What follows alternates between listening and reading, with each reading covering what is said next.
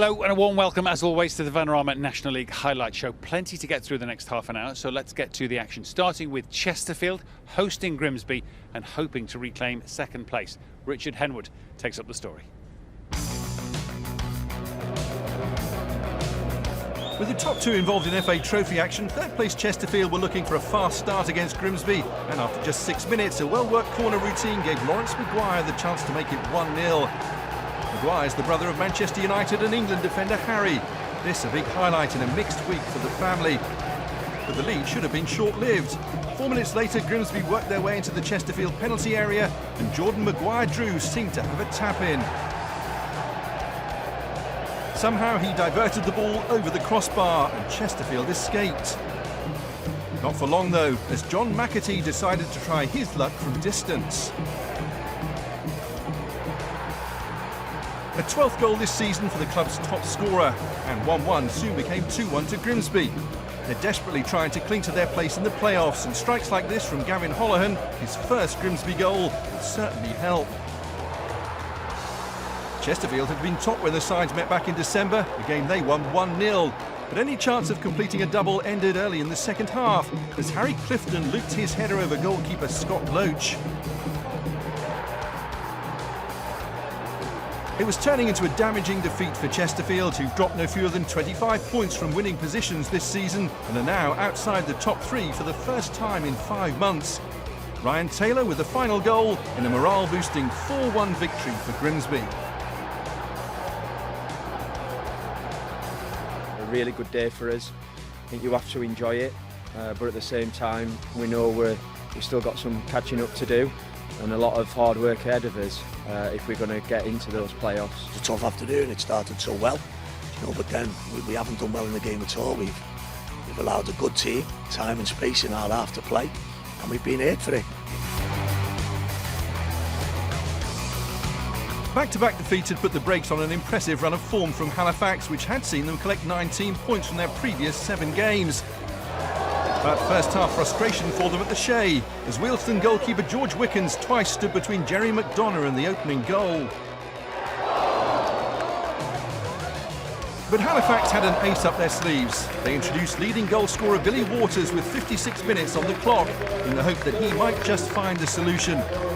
Worked a treat. Less than 4 minutes after replacing Zach Durnley, he made the most of his chance when the ball bounced loose after Wickens had blocked Tyrell Warren's cross. That was his 19th goal in all competitions, and he rounded off a welcome 3 points by becoming the first player to score 20 for the club in a season since 2014. After Wealdstone had failed to clear the corner, Jesse Deborah guided the ball into his path, and he did the rest. Halifax 2, Wealdstone 0.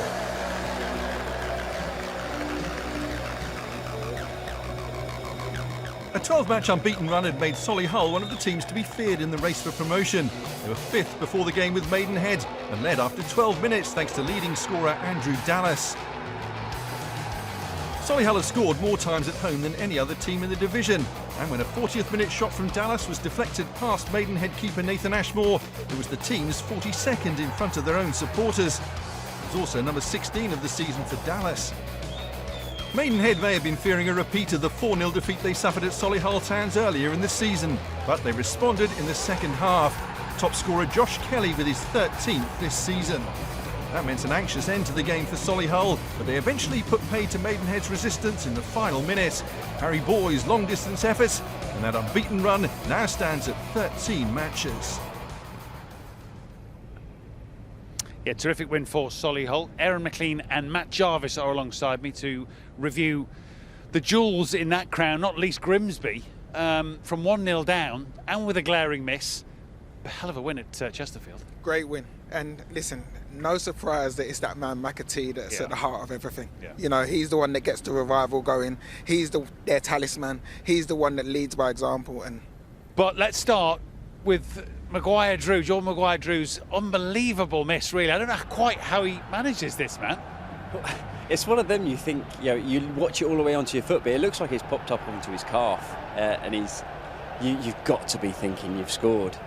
His hands on his head, he's thinking, how have I done? I bet if you tried 20 times, you'd never do that again. No.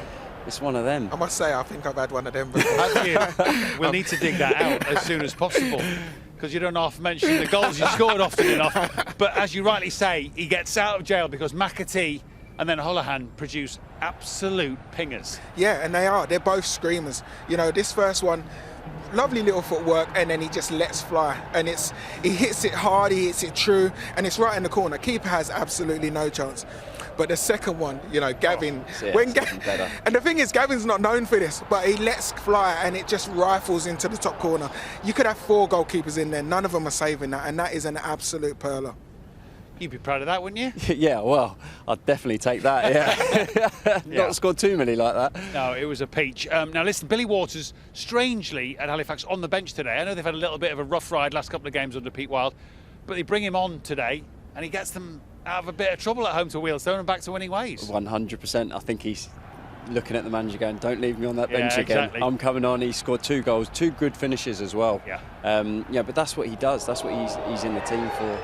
Sure. First one is just a right place, right time. Yeah. But when you see the second one, it's composure. It's in front of the goal. He gets a good touch, and then you see here when he takes onto his right, chops back onto his left, and then beautifully into the corner. Crack it, and that's his 20th of the season, all comps. Yeah, and you can tell by the finishes that he's a man. He's confident in his own ability. He'll be disappointed that he was left on the bench, but no better way to go and prove your point. A word on Solihull as well, because they're quietly putting together a really impressive run of, certainly unbeaten run, and they're right in the mix for a playoff place. They are right in the mix, and listen, at home they score goals freely. They're the top goal scorers at home in the division. And in Dallas and in Sabara, they've got 2 players that are, on any given day can go and hit 2-3 goals. And Dallas goes and does exactly that today. Yeah, they've definitely got players that have come into form at different times at the right time for Neil Ardley. They will be a team you might want to avoid next few weeks if you can. But Chesterfield, to go back to the start of our roundup of that section, really, that's a poor result. They've just gone in the wrong direction at the wrong time this season. They have, unfortunately, and to go 1-0 up as well. You know, you're looking and thinking, right, here we go. It's at home, got a good record at home. Let's try it and go out and get a good performance now. But it wasn't to be, and they've got to now look at themselves and going, right, we really need to start picking up some points quickly. You would think Paul Cook with a few home truths. They are starting to get some injured players back, Chesterfield, so maybe better things ahead. As for Notts County, of course, they made the playoffs last year under Ian Birchnell, went out at the semi-final stage. We're hoping to get there again. They had a trip to Southend this weekend, and here's Chris Ford.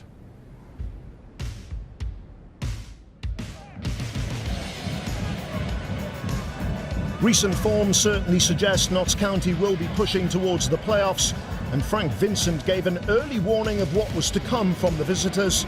County will of course need players on form going into the final games. Step forward Ruben Rodriguez. He hammered in the opener on 19 minutes, finishing off a clever free kick from Harry Arter. Threats from the home side were few and far between.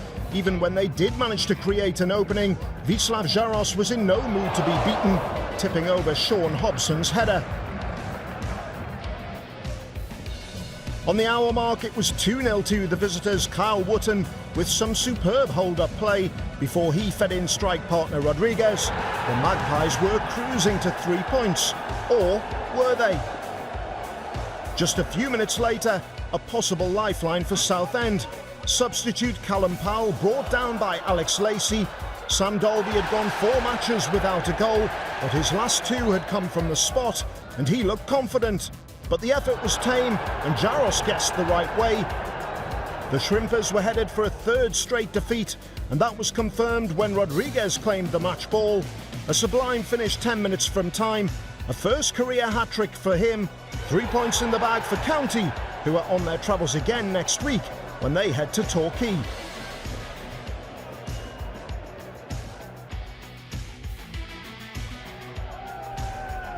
New Yeovil interim boss Charlie Lee got an 8th-minute welcome gift from Barnet. A bizarre free-kick routine from the home side, and Tom Knowles pounced. The 23-year-old is in fine form in front of goal, and even after a 60-yard dash, he still managed to fire in to score for the 3rd game in a row. Lee is the youngest manager in the National League at just 35, and his side had to soak up some pressure after taking the lead. Barnet had won 3 of their last 4 coming into this one, and they found an equaliser midway through the first half. A well-worked move finished off in some style by Efron Mason-Clark. The Bees turned the match around with 20 minutes left to play. Ross Marshall and Rob Hall exchanged passes before feeding Adam Marriott. He calmly slotted in to take his tally for the season to 11. It's been a tough week for Yeovil and their fans, who marked the first anniversary of former captain Lee Collins' death last week. Despite all the emotion of that, the players put in a performance to be proud of. Ruben Reid rescuing a point late on.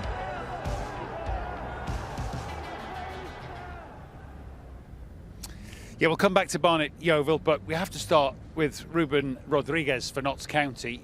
When he's hot, he's very hot, isn't he, Matt?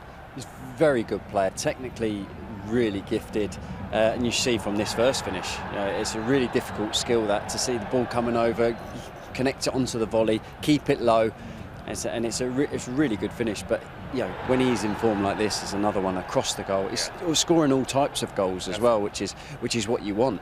Great assist from the hard-working Carl Wootton. Didn't get one of his own today, but even that one, I know it falls for him, but then the awareness. Yeah, technically he's brilliant. You look at him and you think, why is he playing at this level? Now, is it consistency? But he's got 15 goals now this season. Him and Wharton both 15 now this season. They're a team that going into the playoffs, no one will want to face them because on their day, they're 2 of the best in the division. Yeah, Carl Wootton, we keep saying it, and I'm sure Notts County fans don't want us to say it. Carl Wootton out of contract, Callum Roberts not involved today, so a few things on Ian Birchnell's plate, but got to have a look at this early pre-arranged free kick you assume from Barnet. I imagine they won't try this again, mate. Oh, training ground gone wrong. Look at that. You can't even put that into words, what the manager must be doing on the sideline. But what a great run and finish that is. To burst from your own half into the opposing half and still have the energy to put that into the roof of the net is a great finish. It is. Tom Knowles obviously in the goals for Yeovil, who presumably will be having a look at what they'll do now management-wise with Darren Sarll coming and taking over at Woking, who we've watched here. Charlie Lee, I think, in temporary charge, but the club will perhaps take their time to have a look. Yeah, I think so. Listen, Charlie Lee knows the game. Yes, it's his first appointment, but why not leave him in there? Leave him in there, see how he does, and if things go well, then he's the perfect person to take charge. Easy for you to say. He's my mate, so. Okay. Fair enough. Okay, after the break, we will be here at Meadow Park.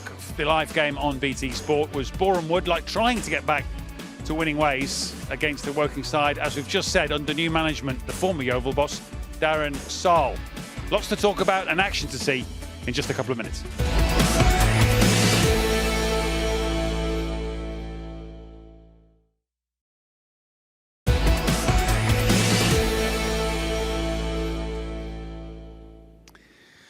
Welcome back. Our next stop on the highlight show is right here at Meadow Park. Boreham Wood have picked a bad time to go on a bad run. Title contenders not that long ago, now out of the playoff places, hoping to change that with the visit of Woking under management of Darren Sarll. Now, watching for us, Adam Virgo and Adam Summerson.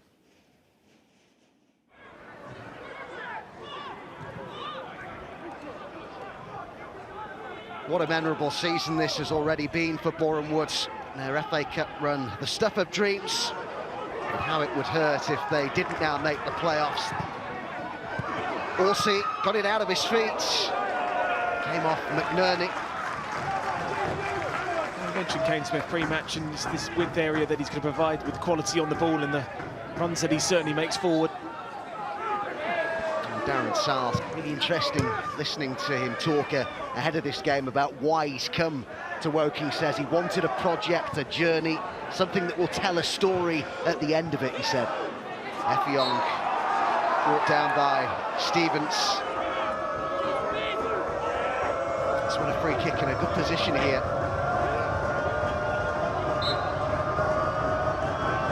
It's going to be Kretschmar to strike it, and off the foot of the post. So close.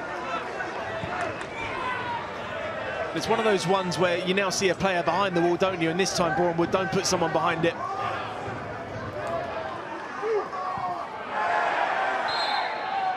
Bit of a tangle there between Ince and Orsi. think I'll be disappointed with that Woking, because the build-up play there was excellent. Long King.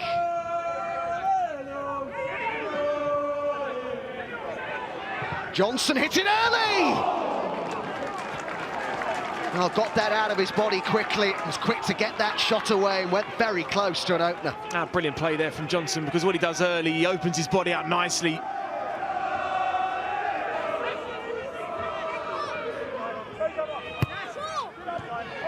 Short it goes to Johnson. So many players in the box. It's drilled in there and deflected, and it was a good readjustment that by Ashby Hammond.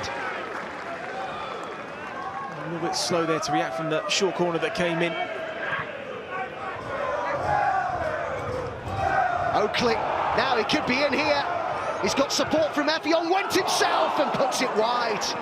Well, Effiong, again, is able to say, why didn't you play me in? What he should have done, sloppy play at the back there. Fife allowing it to bounce, and Stevens goes into no man's land. Mafuta. It was a bit late. He could be in trouble here as well, Ince. Yeah, it is going to be a second yellow. That makes reds. Now that could change things. We've got over 20 minutes to go here, and Woking, who have been on top in this second half, reduced to 10.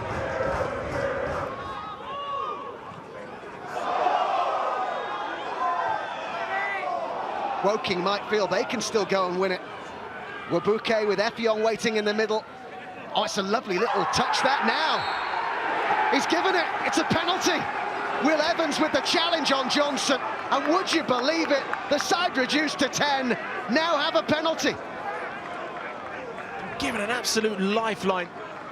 Woking looking for a win in Darren Sarle's first game in charge. Can he keep his cool and his composure? He can! It's a perfect penalty, right into the corner. And the 10 men of Woking lead at Meadow Park with a quarter of an hour to go. Well, it's a goal they deserve. They certainly do. And you can't argue about it. It's always the danger with Boreham Wood that, despite the fact they have the best defensive record in the league, they don't score enough goals, really. The side chasing promotion. They could get one here, though. It's Lewis! And it sails over the bar. Goal kick given. Just had to get over it just a tiny bit more to hit the target. Loza. They could finish it here as Mendy gets it clear. They've done it. Darren Sarle off to a winning start in charge of Woking. He's hit the ground running. Boreham Wood beaten at home for the first time this season. Luke, the home run comes to an end. What are your thoughts on the performance? In life, you get everything you deserve. In football, the same. We didn't deserve any points from today's fixture. I felt that we were, to a man, Woking were far superior. I don't know. I don't think it's a manager's kick. I think that they've had that under Ian Dyer. I think that there was a belief in their dressing room to start with the new managers, an unbeaten run, and I felt that they were thoroughly deserving of the win today. Darren, you must be delighted with the 3 points in your first game in charge of Woking. Yeah, it definitely justifies the week, and it always justifies a week's work. And there's been a nice feel during the week, the build up to the game, but you really want to see how that looks when the lights come on and the curtains come down. So I thought they were fabulous today, really great. What did you learn about your players? Well, I learned there's a lot in there. You know, I learned there was a lot in there. On day one, I questioned whether they were as inclusive as they should be in terms of the way they mixed and socialised with each other. But I thought we saw the biggest plus for today is the connection of the players in their shape, in their desire. I thought they were very good, very good. Well, no wonder he's pleased, Darren Sarle. That does cap a very good first week, not least because they went down to 10 men before they found a very deserved winner, Matt. But it was a bit red mist for Rowan Ince, wasn't it? It was, considering you're already on a yellow, knowing that, and that they weren't going anywhere. It was just going, the first one's just a pullback, standard yellow card. You're going to get that, unfortunately. But the second, you know, it's thinking on the pitch. You know, the ball's not going anywhere. It's only going wide. You don't need to make that challenge, and it is rash. It is. No doubt the manager's been into them all week saying, I want you to be snapping into challenges, but not in a daft way, Matt. No, that's a lack of discipline. Yeah. You know, as a professional, you know that certain challenges you can't make. You don't need to leave the ground there. You don't need to dive in. He is only going to play it out wide. And yes, I understand looking to go and get tight, but you have to do it in the right way, and that's definitely not it. Speaking of rash challenges, Will Evans, whether he thinks he can get the ball here, but he's in his own penalty area. Player going towards the byline, can't dive in. You can't dive in, but I don't want to sort of put it in that I want to be the attacker on this. It's great bit of skill, and it's timing. It's just getting your body in front of the player, getting a touch with your foot. You know, he's done all the right things there, Johnson, to get yourself into the box, get contact, get down, get a penalty, and Max, you know, he's ever reliable. Gets yourself great technique into the top right-hand corner. Well, I have to say, as a former Woking player, you called it. Top right corner. You can obviously know him well, and the bench were up. But it's what they deserved, and Boreham would have now got to improve quickly. They're on a bad run. Yeah, they are. They're still in a good position. You know, luckily for them, they've still got games in hand, but they need to change it. You know, the 2 points from possible 18 isn't going to get you in the playoffs with all the top teams, bar Chesterfield today, all winning. You know, obviously Wrexham and Stockport were playing in the cup, but everyone else won. Boreham would need to change it and change it quickly. Yeah, Everton in the FA Cup must seem a long time ago already to Luke Garrard and his team. 2 more games to round up for you, starting with Aldershot and Eastleigh, 2 teams who hadn't managed a single point between them in their last 9 games. So one of them had to feel a bit better by full time. Here's Michael McCann. The Hampshire derby brought together 2 strugglers, hoping local rivalry might help them rip up the form book. With Eastleigh 6 points above Aldershot and nearly in front here when Cavan and Miley headed wide. The Shots are winless at home since late November and created their own downfall here when Tommy Willard ran into his own goalkeeper Ethan Ross, allowing Bournemouth loanee Brennan Camp to score his first goal for Eastleigh. Meanwhile, unfortunately, after a 23-minute delay, Ross was stretchered off with the assistance of the medical services. Just before half-time, Eastleigh had another. Sam Smart and Danny Whitehall heading on for Tyrone Barnet, whose cheeky chip was his first league goal since January the 2nd.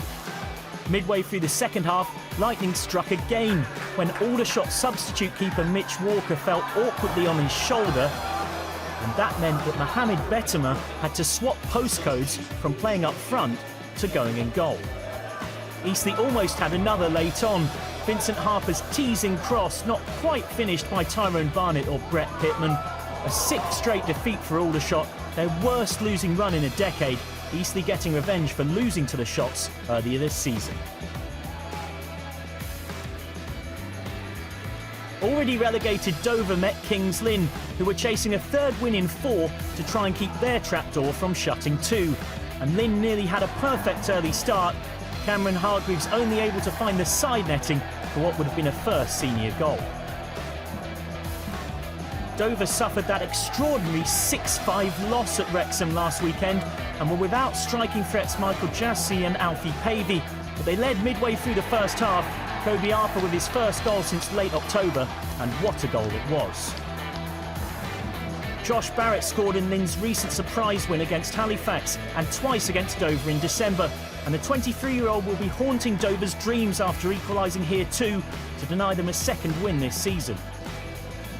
A clever free kick routine followed by a teaser from Ollie Scott almost made it comeback complete for Lynn, who closed the gap to 6 points off safety. Dover still not at 0 yet, moved to -3. Well, that looked a rather better free kick routine than the one we saw at Barnet. It didn't quite lead to the goal that Kings Lynn so desperately craved, still deeply rooted in the mire. But at the other game, clearly we all wish Ethan Ross's speedy recovery. Looked a nasty injury to the Aldershot keeper, and the bad luck continued with Mitch Ward getting what looked like a shoulder problem and Mo Betema ending up in between the posts. Yeah, when it rains, it pours, you know, and it's definitely pouring at Aldershot at the moment. Yeah. Listen, my old club, I'd love nothing more than for them to pick up some points now and move away from move away from that danger zone. But it seems like that period that they had between mid-November and mid-December is what potentially could keep them in the division, because at the moment 8 defeats out of their last 9 games is relegation form, and definitely they're in trouble. Eastleigh, though, by contrast, it's a good win, a much-needed win for Lee Bradbury, who's gone in there and tied Barnet with a nice lob finish for 2-0 to wrap up the points. Yeah, it's a great finish. It's something. It looks like someone finished like that with confidence, but it's not sort of been there the last few weeks for them. But it's a massive win for them. They needed it, and for them now, you can only start trying to claw themselves back. Absolutely. Okay, all of that then means that the Vanarama National League table looks like this. Stockport lead the way, of course, by 10 points. Halifax up to second, and Wrexham can reduce that gap if they win their game in hand. They actually knocked Stockport out of the FA Trophy this weekend. Solihull up to 4th, Chesterfield, Notts County and Grimsby the current top 7. Boreham Wood, as you can see, games in hand, but work to do. And at the bottom, Dover already relegated, as we knew some while ago. Weymouth also deep in trouble. Kings Lynn now 6 behind Aldershot, who will be looking over their shoulders once again. Then it's a further gap to Maidenhead. And we are back for more from the National League next weekend. The leaders, Stockport, at home at Edgeley Park, will be there to see the visit of Kevin Mayer's Southend, who had been going well until the last couple of games. 5 p.m, of course, we start on 1HD for all of that next Saturday. My thanks to Aaron and to Matt, both of whom I see are wearing gloves. Obviously didn't get that memo on a fairly cold night in North London. Thanks for your company. See you next time.